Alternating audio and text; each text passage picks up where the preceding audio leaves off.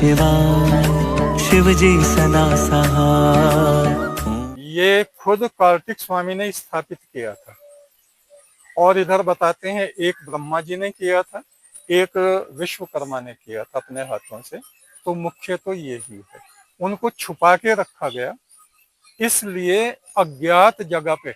और ये किले से बाहर उनको 18 वर्ष तक नहीं जाने दिया गया।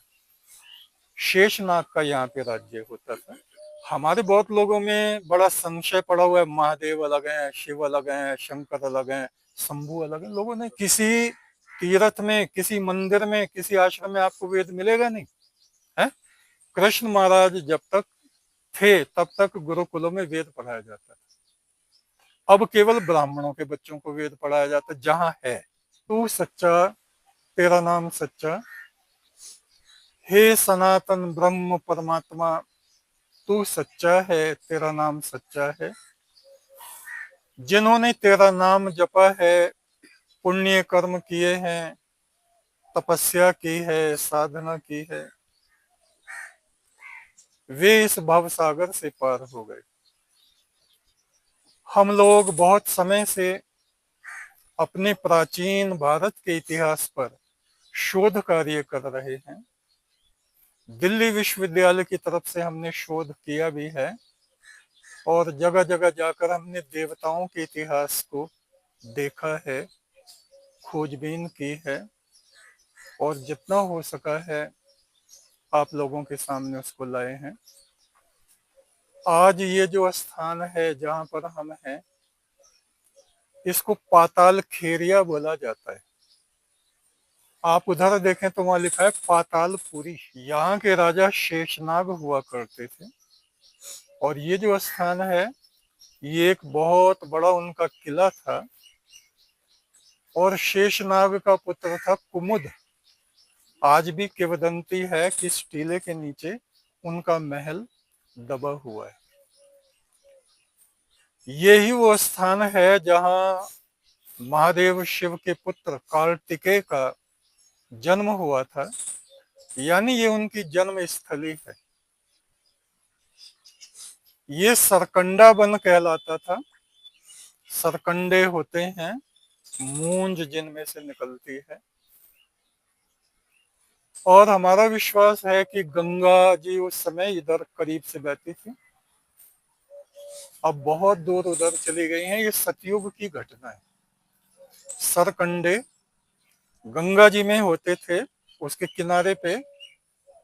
और जब भगवान शिव ने कार्तिक स्वामी के जन्म की योजना बनाई थी, उस समय वो बद्रीनाथ में थे और वहां उन्होंने अपने तेज को प्रकट किया। उस तेज को अग्नि देवता लेके वहां से चले आए। अग्नि देवता से वो तेज सहन नहीं हुआ। फूस के महीने में सप्त ऋषियों की पत्नियां अरुंधति को छोड़ के, 6, वे ताप रही थीं जाड़ों में। तो अग्नि देवता ने उनमें वो तेज स्थापित कर दिया, लेकिन वो भी उसको सहन नहीं कर पाई। वो गंगा जी में आई और वो तेज उन्होंने वहां पे अर्पित कर दिया। और इस तरह से वो तेज बहता बहता बहता सरकंडों के इस वन में, ऐसा कहते हैं, इधर आ गया। और एक ये भी किंवदंती है कि गंगा जो थी वो ही इनकी माता थी। यहाँ पर 6 कृतिकाएं थी जो शेषनाग के महल में रहती थी। उन 6 माताओं ने इनका पालन किया। कृतिकाओं के नाम से इसलिए इनका नाम कार्तिकेय पड़ा। 18 साल तक इनको गुप्त रखा गया कुमुद के महल में। कार्तिक स्वामी को गुप्त इसलिए रखा गया, जो दैत्य थे और दैत्यों में जो तारकासुर था, उसने स्वर्ग को अपने अधीन कर रखा था।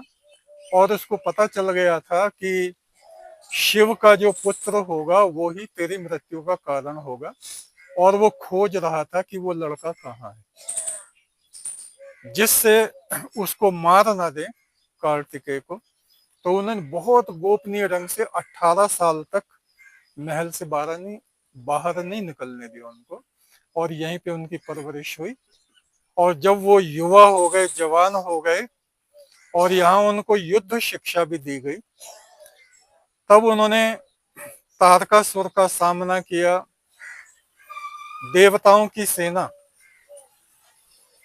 इंद्र की सेना, देव सेना आई, उधर से शिव के गण आए, उनकी अध्यक्षता नंदी कर रहे थे। इन सब ने मिलकर युद्ध किया और तारकासुर का वध किया। कहते हैं यहीं पे तारकासुर का भी वध हुआ था। और एक असुर और था जिसका नाम था प्रलंबासुर, उसका वध भी यहीं पे कुमुद के कहने पे। कुमुद था शेषनाग का पुत्र। वो नागों को बहुत परेशान करता था। नाग आप उनको मत, सांप को मत समझिए जो ऐसे रेंग के चलते हैं। मनुष्यों की ही जाति होती थी नाग जाति। देवताओं में 5 जातियां होती थी। देवता जो कि त्रिविष्ट तिब्बत की तरफ इनका उद्गम था। गंधर्व जो कि अफगानिस्तान की तरफ थे, जो सामवेद का गायन करते थे। यक्ष, यक्ष जो इधर बद्रीनाथ से ऊपर अलकापुरी है, कुबेर का वहां राज्य होता था। और नाग, नाग जातियां जगह जगह थी, ये भी पातालपुरी नागों का राज्य यहाँ था। 5 जातियां ये थी। और एक किन्नर भी देवताओं में आते थे। आजकल तो हिजड़ों को किन्नर कहते हैं, लेकिन पहले देव जाति किन्नर होती थी। उनमें उर्वशी वगैरह, ये जो नाचने गाने का काम करते हैं, ये लोग होते थे। तो ये कार्तिक स्वामी का स्थान है और बहुत पवित्र है। सतयुग कालीन है। सतयुग जो है 17,28,000 वर्ष का युग होता है। त्रेता 12,96,000 वर्ष का युग होता है। द्वापर 8,64,000 वर्ष का युग होता है। और ये कलयुग जिसमें हम लोग हैं 4,32,000 वर्ष का ये युग होता है। तो आप समझिए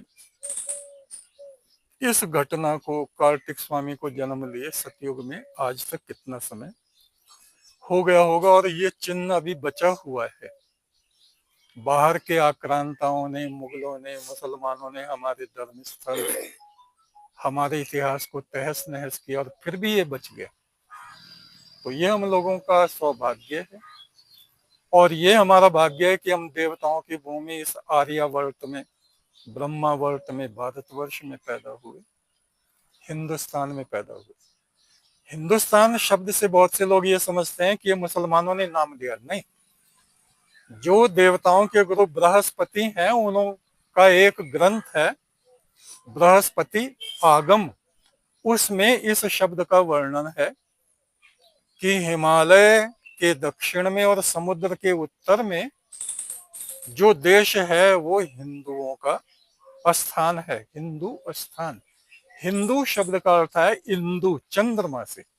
चंद्रमा की तरह जो क्रोध को शांत करने वाले लोग हैं, प्रतिदिन धर्म आचरण करने वाले लोग हैं, पुण्य कर्म करने वाले लोग हैं, दूसरों की मदद करने वाले लोग हैं, ऐसे पवित्र आत्मा वालों का ये पवित्र स्थान हिंदुस्तान है। तो हम लोगों का सौभाग्य है।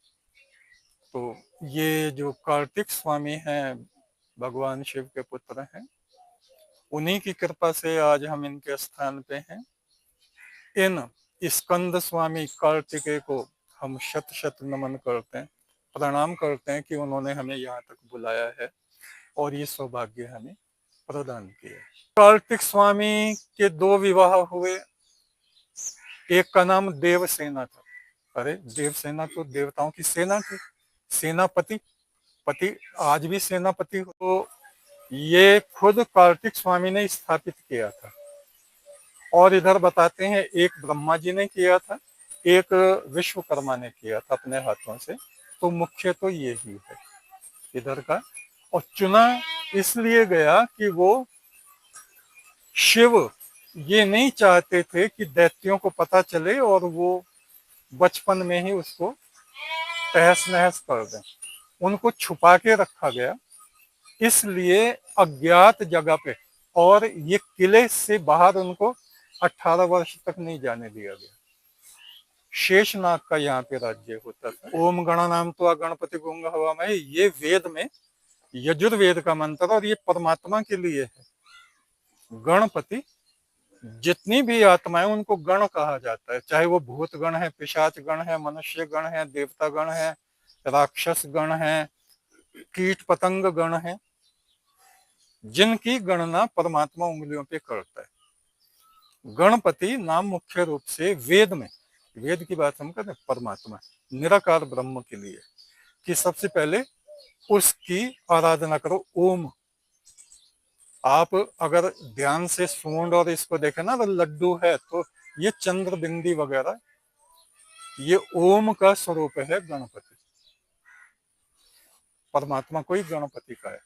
और यजुर्वेद में आप देखें, हमारे बहुत लोगों में बड़ा संशय पड़ा हुआ है, महादेव अलग है, शिव अलग है, शंकर अलग है, शंभु अलग है। लोगों ने जब अपने दिमाग, ये कारण क्या है? कारण ये है कि हमने वेद पढ़ा नहीं, स्कूल में हमें वेद पढ़ाया नहीं गया।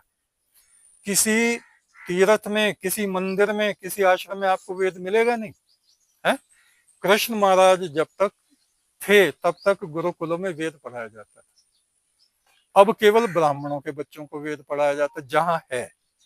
वैदिक स्कूल में पहले क्या था? आप ऋग्वेद के 10वें मंडल में वशिष्ठ मुनि का मंत्र देखिए।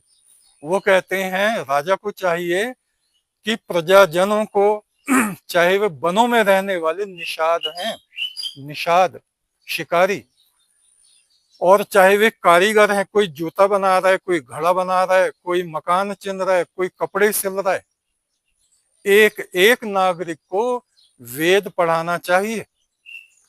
राष्ट्र का एक भी नागरिक बिना वेद ज्ञान के नहीं होना चाहिए। जो वेद नहीं पढ़ता वो अनपढ़ कहलाता है। चाहे आप पीएचडी कर लो और किसी भी यूनिवर्सिटी से आप कुछ पढ़ लो, धार्मिक रूप से वो व्यक्ति अनपढ़ है जिसने वेद को देखा नहीं, जिसने वेद को पढ़ा नहीं, जो वेद का अनुसरण करता नहीं।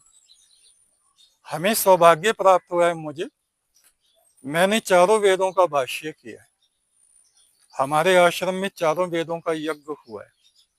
महादेव ने कार्तिक स्वामी को कहा, पुत्र, जिस व्यक्ति ने वेद ना पढ़ा हो उसको आत्मज्ञान मत देना। और एक मंत्र शिव ने कार्तिक स्वामी को रटवाया था कि इसको याद कर लो, स एव ज्योति शाम ज्योति, वो पर ब्रह्म, ज्योतियों की भी ज्योति। स एव परमेश्वर, वो ही परम ईश्वर है, सब में समाया हुआ। स एव ही पर ब्रह्म, तद ब्रह्मा हम न संशय, वो ब्रह्म तुम्हारी आत्मा में है, तुम ही हो। इस बात को सही करके जान लो, इसमें कोई संशय नहीं है। ये कार्तिक स्वामी ने एक उपनिषद लिखा जिसका नाम है स्कंद उपनिषद। उसमें मुश्किल से 15 या 16 श्लोक हैं, लेकिन एक एक श्लोक ऐसा है आत्मज्ञान से भरा हुआ। लेकिन शिव ने कहा कि पहले वेद पढ़ाना अपने शिष्यों को और बाद में ये आत्मज्ञान की शिक्षा उनको